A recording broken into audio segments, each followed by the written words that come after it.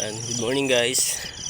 Yan, start tayo ng paglakad ulit, walking. Yan. Sa lupa ako ng subdivision, papalabas pa lang ako. At yan. 5:30 pa lang ng umaga. So ganito ako lagi nag-i-start. Alas 5:30 ng umaga. Ito na hindi pa nakakalabas yung araw pero medyo maliwaliwanag na. Sakto lang yan.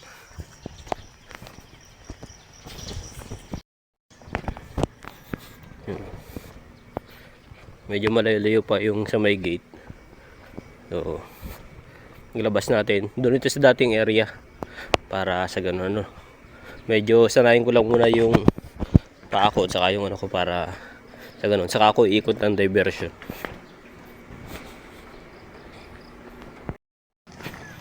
Okay guys. Dito na tayo sa loob ng sementeryo. At yan, nag-start na ako. Pakit agad. Grabe naman yun. Pagpasok mo pa lang dito, paahon na agad yung anuin mo hanggang dyan sa may taas. Yan o, hanggang dyan. Sikot dun. Hanggang dun. Medyo malayo-layo. Pero kaya lang. Pagod agad. Simula pa lang. Siguro mga 5 hanggang 6 na ikot ako dito. Medyo malayo din kasi.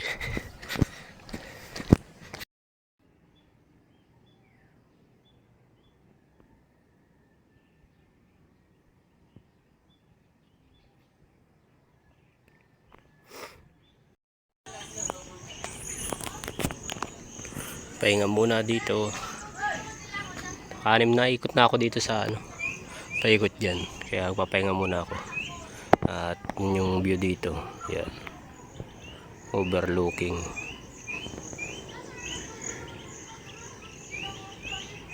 Yung mga nagja-jogging pa. Kanina ang dami namin kaso yung iba yung nag-uwi na. Gawa ng mataas na yung araw. Yan, yung mga ilang pang natitira. Shiba nandun. Nag-walking. Yung iba nag-alisan. Yan kanina dami dyan sa unahan na yan. Mga nag-uwi na sila.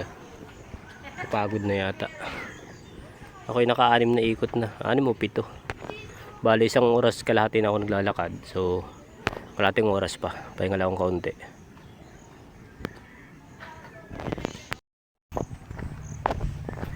So yan guys. Siguro mga 2 or 3 ikot na lang ako dito. Ang medyo pagod na din. Ilang rounds na tayo. Sabi. May daan pala dito. Saan kaya pupunta yan? Sobrang ganda dito. Nakaka ano, maliwalas.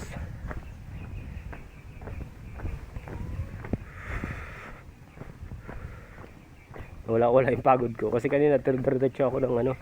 Nagdiretso ako ng ikot. Siguro mga 7 ikot dito. Medyo kalayo din. Ang na ano ko na is nakaano na tayo 7.42 kilometers. Yan. Medyo mabagal lang yung pacing ng lakad ko. Gawa ng sa part doon paahon. Tapos dito palusong naman. Dito medyo mabilis gawa ng pababa siya. Ano siya, ipaakyat muna tapos bago pataas. Ay pataas tapos pababa.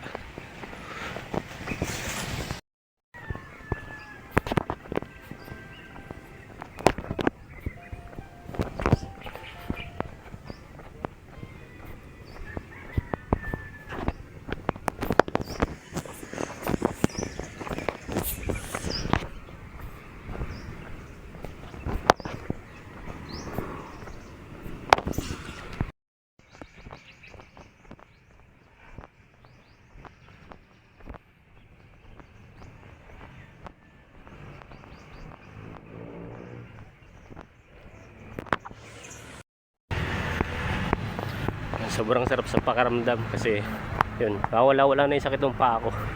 Nung unang araw sakit sa paa. Bali nung ano, nung unang araw hindi pala siya gano'ng kasakit kasi parang alam niyo parang bago pa lang. Tapos nung pakalawang araw na set ko dito, lakad ko, grabe sakit ng paa ko, halos hindi ako akyat dito paahon. Itong paahon na to, hindi ako halos makaano kasi parang, alam mo, parang nagpo-frozen yung sa may ano ko, sa may paa ko. Parang tumitigas siya. So anong, hindi nga sanay ng lakad, kaya yun. Ang ginawa ko kahapon, 3 ikot yata, pahinga na ako. Wala na sumasakit, tapos saka ulit ako naglakad ulit. Bali naka 3 pahinga yata ako kahapon. So ngayon, naka 6 na ikot na ako dito. Naka 1 pahinga pa lang ako, kaya yun, parang medyo na ano natin, na wawala-wala na yung sakit at buwan na sanay na yung paa natin na paglalakad. Sobrang layo.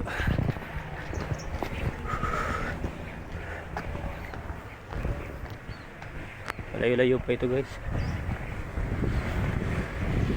Mga bagong hukay dito, Monterio.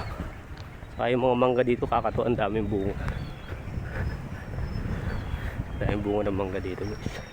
Pakita ko sa inyo, nasa taas. Yung mga bunga pa iba.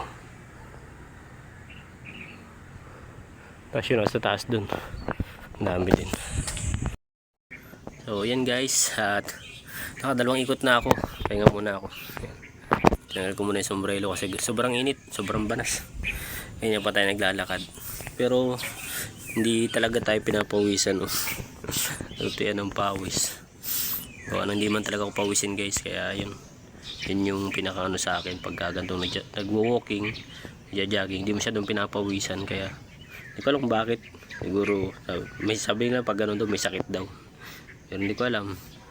At yun, kaya nga gusto ko pag naglalakad ako continuous, yung gusto ko yung pagod na pagod talaga ako para lumabas yung pawis ko. Although pinawisan naman tayo kaunti.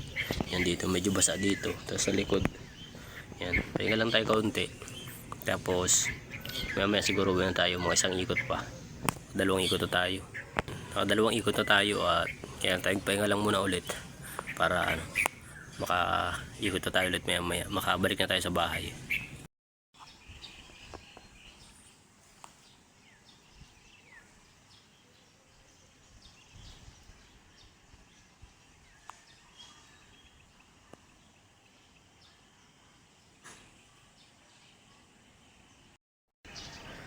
So yan, guys, at natapos tayong pahinga.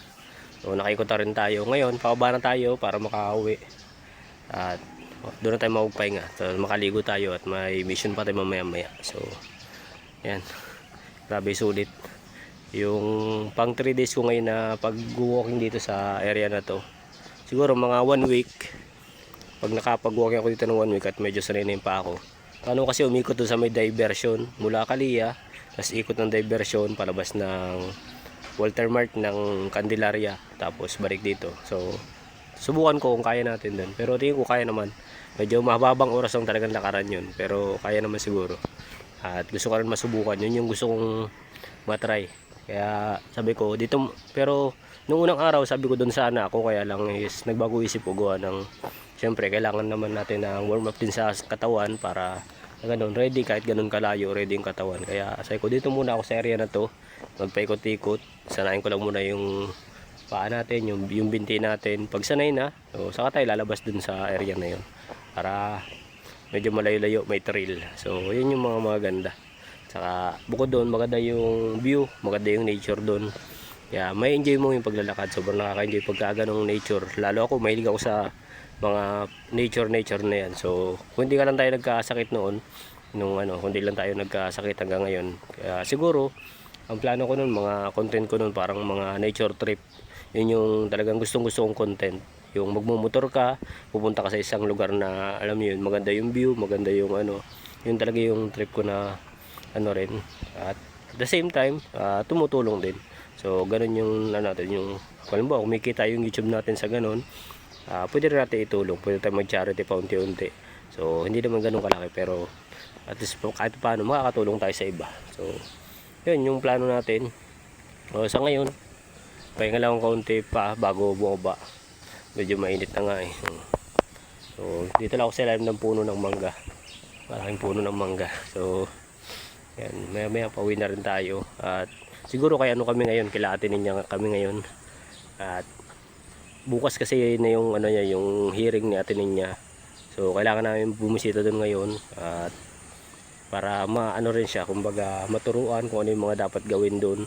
Although na galing naman sila nakaraang araw sa abogado, tinuro na doon kung ano yung gagawin nila. So kailangan para nating i-refresh sa kanya, i-guide, kasi alam niyo naman sa Ate Ninya, medyo ano yung isip niya, kailangan lagi pa-remind sa kanya para sa ganon hindi niya makalimutan, may lakas siya ng loob bumarap sa tatay niya. So yun yung mga ano natin, yun yung mga plano natin sa ngayon. At so okay din na nagaganto kami, naglalakad-lakad sila Mark, yata alam ko mag-gym sila Mark tsaka si Alma, mag-start din sila mag-gym.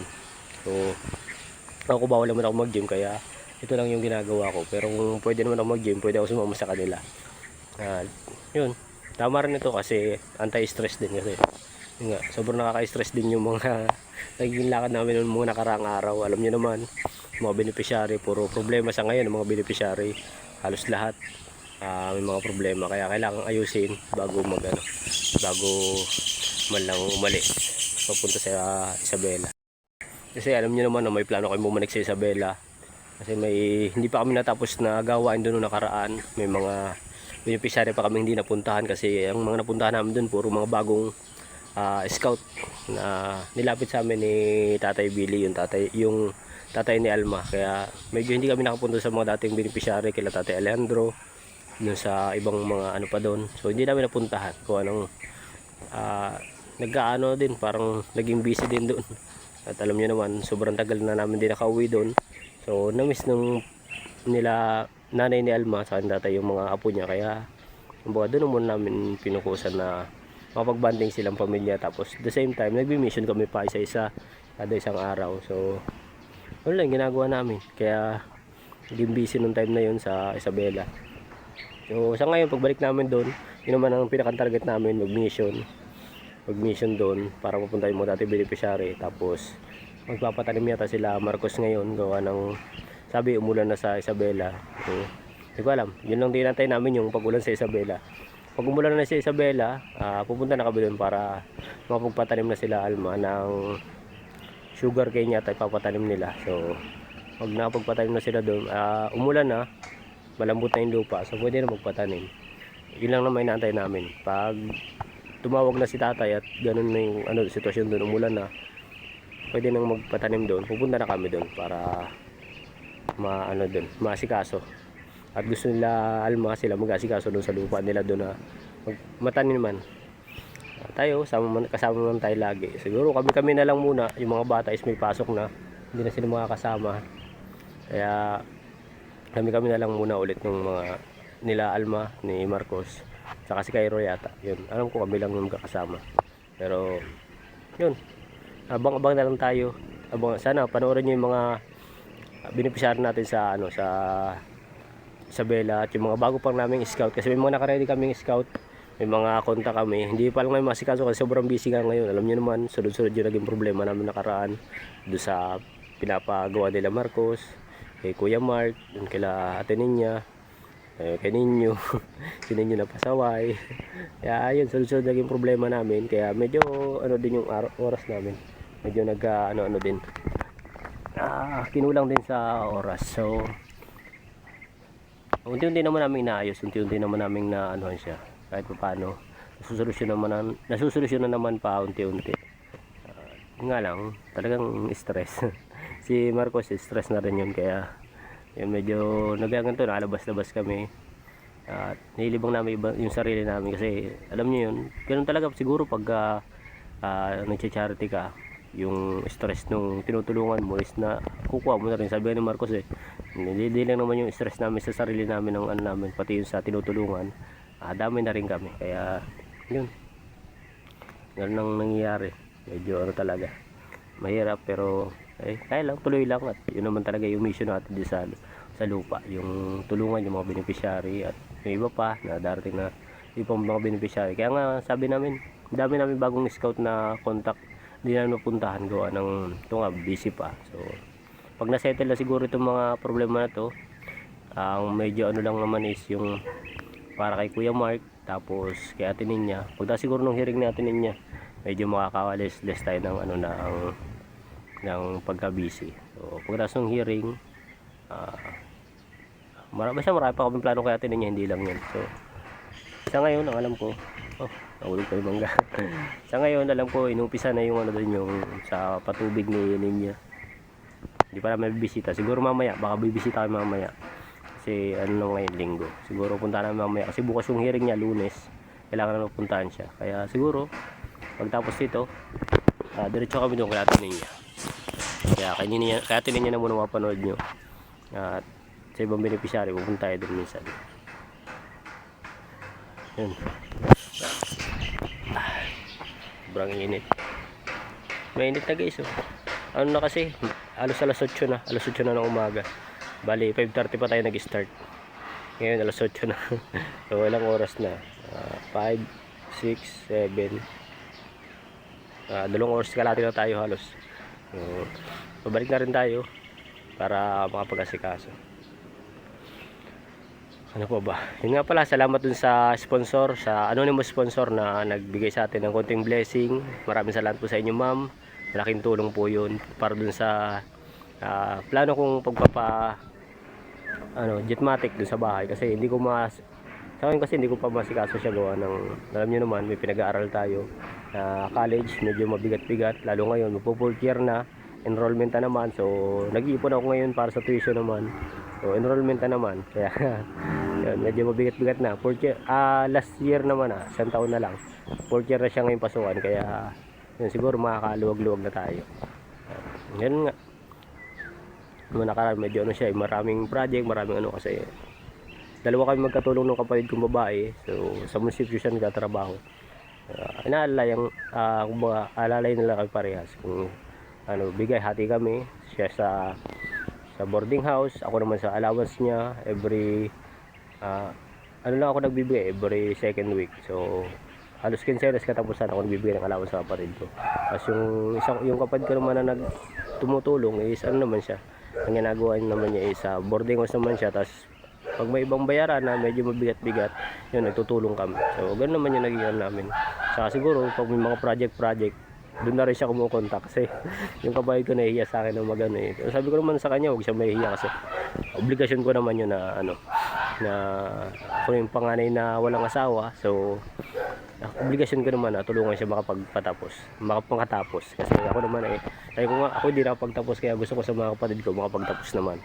Ako kasi high school lang tinapos ko. Kumbaga yung pangarap ko na makapagtapos, sa kanila ko lang binubuhos para maging okay ang buhay nila. So, hindi naman ako alam ko naman kung paano pinalaki mga kapatid ko. Kaya hindi naman ako nag-aaral ng kapalit sa kanila. Basta sabi ko lang sa kanila, mag-aaral sila ng maayos. Lagi ko naman sinasabi sa kanya, di sa akin importante yung honor siya o basta importante makatapos siya. Ang pinakang gusto ko lang makita is yung tarpaulin na graduate na siya. Yun lang ang pangarap ko sa kanila. At uwi muna tayo guys. Bali babalik na muna tayo para sa ganun makapagpahinga na, makaligo na, at mapag-mission. Okay, balik na tayo guys. Daming bunga ng mangga dito. Guys, so daming bunga ng mangga. Ito po. Hindi siya pinapakailaman dito. Hindi siya kinukuha. Yung native yata ito. Walang kumukuha, palibasa na sa cemetery. So yan, baba na tayo. Uwi na muna tayo.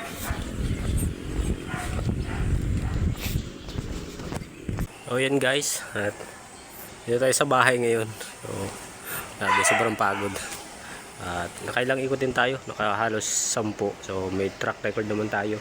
May apps tayong ginagamit. Kaya alam mo kung gaano kalayo na yung bali naka 10 point tayo, na 10 point something kilometers. Medyo malayo-layo na rin. Nakakapagod din. So saktong 2 hours and 2 minutes tayo naglakad. Sulit naman yung naging naging lakad. So yan, sikaso muna ako doon sa bahay at para makapagpahinga, tapos makaligo, then mission na tayo.